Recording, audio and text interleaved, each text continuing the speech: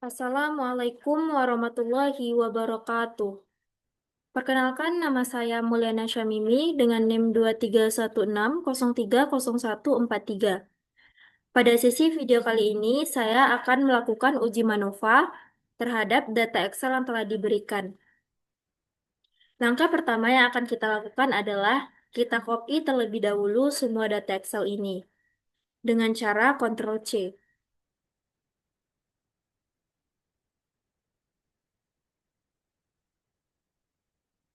Lanjut, masuk kita ke IBM dan kita paste data tersebut dengan cara paste with variable names. Setelah itu masuk kita ke variable view. Untuk metode pembelajaran di kolom values kita kasih value 1 untuk metode konvensional, lalu add, dan value 2 untuk metode modern, lalu add, dan oke. Kemudian di kolom measure, kita ganti menjadi scale.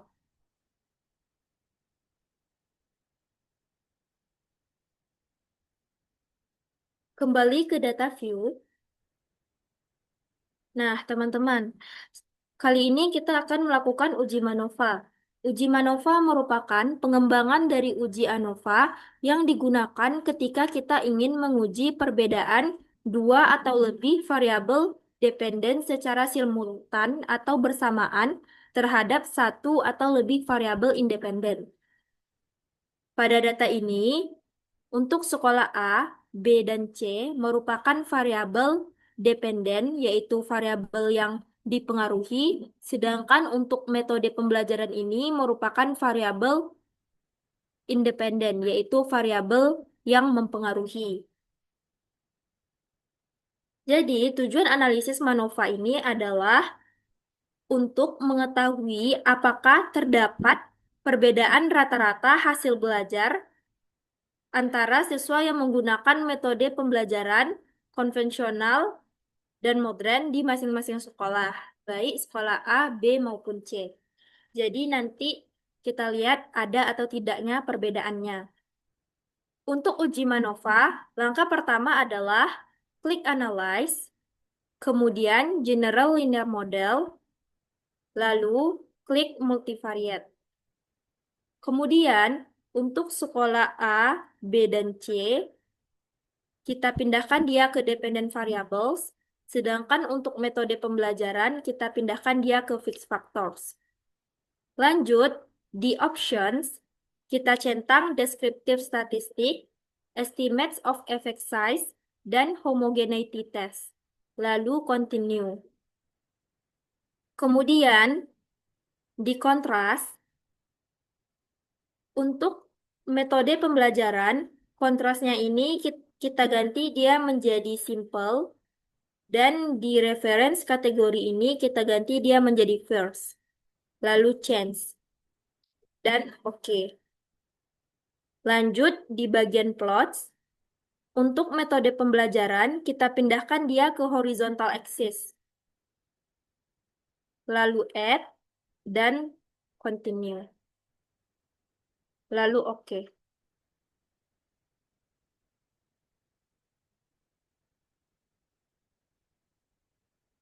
Nah, inilah hasil interpretasi dari uji MANOVA yang telah kita lakukan.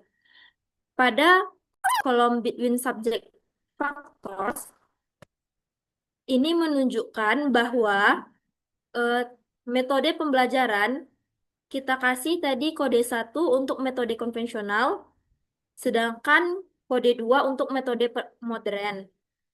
Kemudian, di kolom deskriptif statistik dapat kita lihat bahwa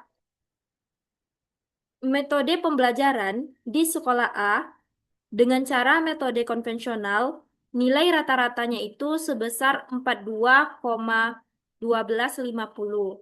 Sedangkan untuk metode modern sebesar 41,3077. Maka dapat disimpulkan bahwa nilai rata-rata metode konvensional lebih besar daripada metode modern. Begitu juga dengan sekolah B, nilai konvensionalnya ini sebesar 38,7500, sedangkan untuk metode modern, nilai rata-ratanya ini sebesar 38,6923, yang menunjukkan metode konvensional juga lebih besar daripada metode modern. Begitu juga dengan sekolah C, di mana metode konvensional sebesar 48,5833, yang menunjukkan nilai rata-ratanya lebih besar daripada metode modern yang hanya sebesar 46,3077.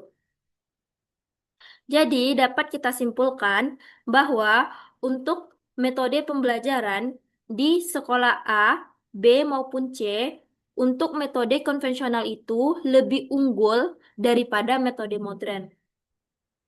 Lanjut, kita lihat lagi pada kolom box test of equality of covariance matrixnya. Untuk nilai box M-nya ini sebesar 7,384 dengan tingkat signifikansinya ini sebesar 0,332, yang mana nilai signifikan 0,332 ini lebih besar daripada 0,05, maka dapat kita simpulkan bahwa nilai matriks kovariannya ini bersifat homogen atau sama. Lanjut, kita lihat lagi pada kolom multivariate test. Jadi, teman-teman, ada beberapa asumsi yang harus kita penuhi dalam menguji ANOVA. Yang pertama itu adalah asumsi Pilal trace. Apabila nilai Pilal positif, berarti dia memberikan pengaruh yang berarti pada model, atau adanya perbedaan rata-rata yang signifikan antara kelompok data. Contohnya, untuk nilai multivariate test, nilai pilalnya ini sebesar 0,968 yang menunjukkan bahwa dia positif. Maka dapat disimpulkan bahwa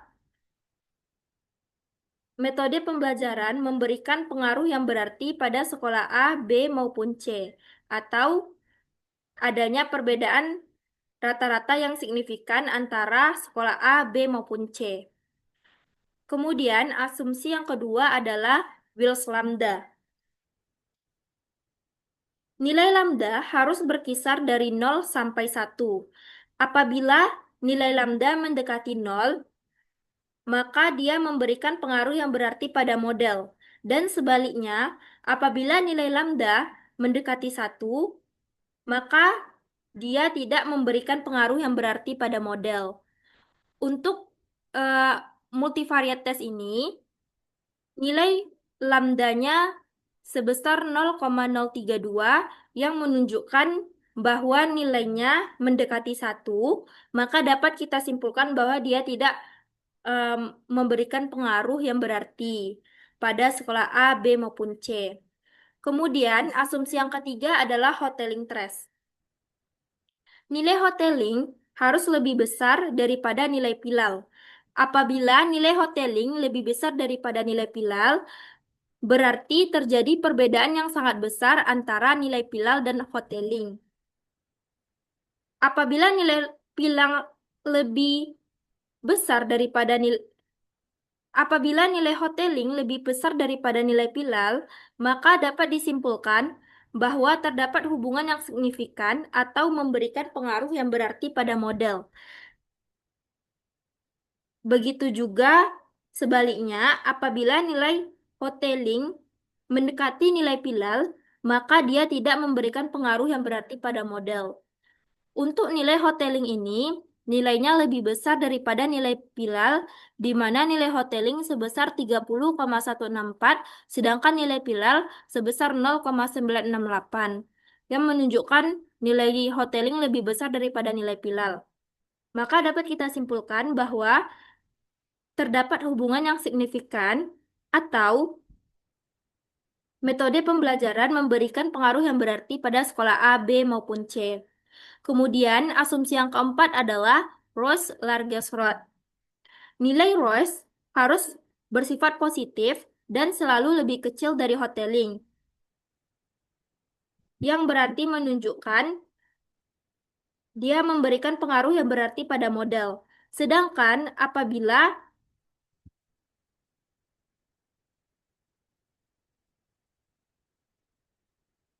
nilai Royce lebih besar daripada nilai Hotelling, maka dia tidak ada pengaruh. Lalu kita lihat pada multivariate ini bahwa nilai Royce sama dengan nilai Hotelling. Jadi belum tentu ada pengaruh atau tidaknya pada model. Maka harus kita cek atau uji MANOVA pada tabel selanjutnya lagi. Lanjut kita lihat untuk metode pembelajaran ini pada setiap asumsi nilai signifikannya ini sebesar 0,960 yang menunjukkan dia itu lebih besar daripada 0,05, maka dapat diartikan tidak ada perbedaan yang signifikan pada sekolah A, B maupun C berdasarkan metode pembelajarannya. Lanjut, kita lihat lagi pada kolom test of between subject effect, di mana untuk metode pembelajaran di sekolah A, nilai signifikannya itu sebesar 0,836, untuk sekolah B sebesar 0,986, dan untuk sekolah C sebesar 0,649, yang menunjukkan bahwa metode pembelajaran di setiap sekolah itu nilai signifikannya lebih besar daripada 0,05. Maka dapat kita simpulkan bahwa